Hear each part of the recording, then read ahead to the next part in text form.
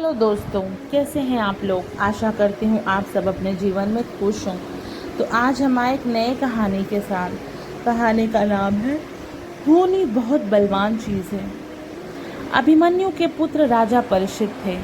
राजा परीक्षित के बाद उनके लड़के जन्मेजय राजा बने।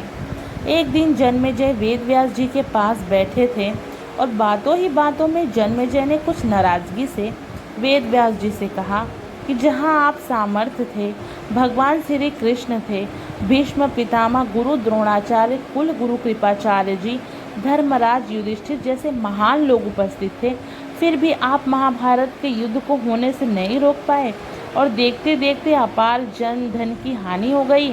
यदि मैं उस समय रहा होता तो अपने पुरुषार्थ से इस विनाश को होने से बचा लेता। अहंकार से भरे जन्मेजय के शब्द सुनकर भी व्यास जी शांत रहे। उन्होंने कहा, पुत्र, अपने पूर्वजों की क्षमता पर शंका न करो। यह विधि के विधान द्वारा ही निश्चित था, जो बदला नहीं जा सकता था। यदि ऐसा हो सकता तो श्री कृष्ण में ही इतनी सामर्थ्य थी कि वे युद्ध को रोक सकते थे। जन्मेजय अपनी बात पर अड़ा रहा और बोला, मैं इस सिद्धांत को नहीं मानता। आप तो भविष्यवक्ता हैं। मेरे जीवन की होने वाली किसी होनी को बताइए, मैं उसे रोककर प्रमाणित कर दूंगा कि विधि का विधान निश्चित नहीं होता। व्यास जी ने कहा, पुत्र, यदि तू यही चाहता है तो सुन। कुछ वर्ष बाद तू काले घोड़े पर बैठकर शिकार करने जाएगा। दक्षिण दिशा में समुद्र तट पर पहुंचेगा। वहां तुम्हें एक स्त्री मिलेगी जिससे तू महलों में लाएगा और उससे विवाह करेगा। मैं तुमको मना करूंगा कि ये सब मत करना, लेकिन फिर भी तू सब करेगा। इसके बाद उस लड़की के कहने पर तू एक यज्ञ करेगा। मैं तुमको आज ही चेता कर रहा हूँ कि उस यज्ञ को तुम बुद्ध ब्राह्मणों से कराना, लेकिन वह यज्ञ तुम युवा ब्राह्मणों से कराओगे।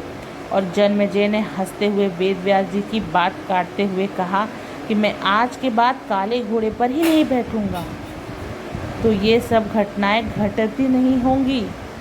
व्यास जी ने कहा कि ये सब होगा, और सभी आगे की सुन।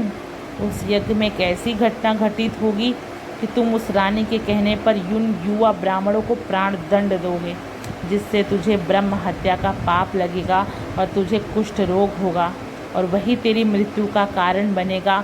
इस घटनाक्रम को रोक सके तो रोक लो। वेदव्यास जी की बात सुनकर जन्मेजय ने ऐतिहातवश शिकार करना ही छोड़ दिया, परंतु जब होनी का समय आया तो उसे शिकार पर जाने की बलवंती इच्छा हुई। उसने सोचा कि काला घोड़ा नहीं लूँगा, पर उस दिन उसे अस्तबल में काला घोड़ा ही मिला।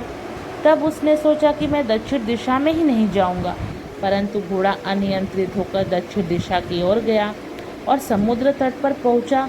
वहाँ पर उसने एक सुंदर स्त्री को देखा और उस पर मोहित हो गया। जन्मेजय ने सोचा कि इसे लेकर महल तो मैं जाऊँगा, लेकिन शादी नहीं करूँगा। परंतु उसे महलों में लेने के बाद उसके प्यार में पड़कर उससे विवाह भी कर लिया। फिर रानी के कहने से जन्मेजय द्वारा यज्ञ भी किया गया। उस यज्ञ में युवा ब्राह्मण ही रखे गए। किसी बात पर युवा ब्राह्मण रानी पर हंसने लगे। रानी क्रोधित हो गई और रानी के कहने पर राजा जन्मेजय ने उन्हें प्राण दंड की सजा दे दी। फलस्वरूप उसे कोढ़ हो गया। अब जन्मेजय घबरा गया और तुरंत व्यास जी के पास पहुंचा और उसने जीवन बचाने की प्रार्थना की।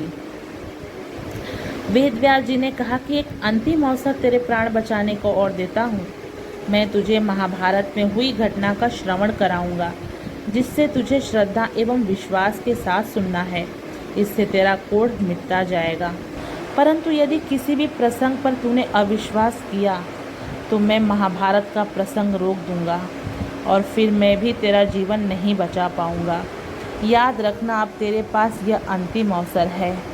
अब तक जन्मेजय को व्यास जी की बातों पर पूरा विश्वास हो चुका था, इसलिए वह पूरी श्रद्धा और विश्वास के साथ कथा श्रवण करने लगा।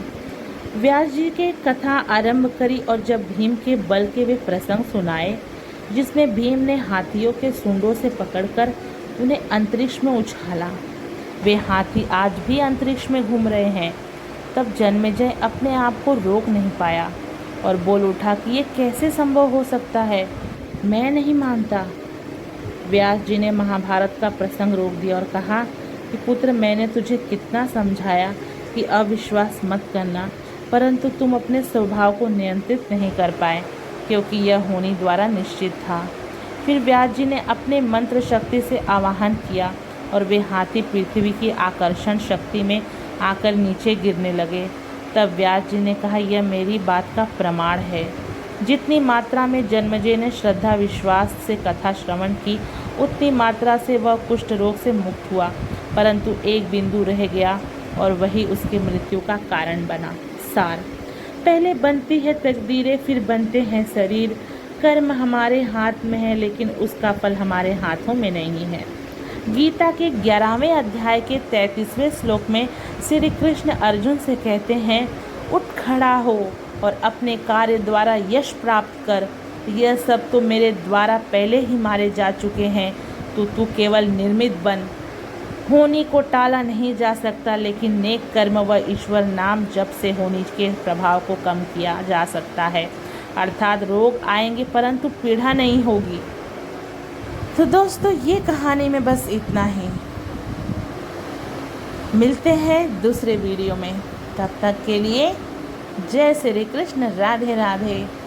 बोलो वृंदावन बाके बिहारी लाल की जय। बोलो किशोरी की जय। बोलो श्यामाजू की जय।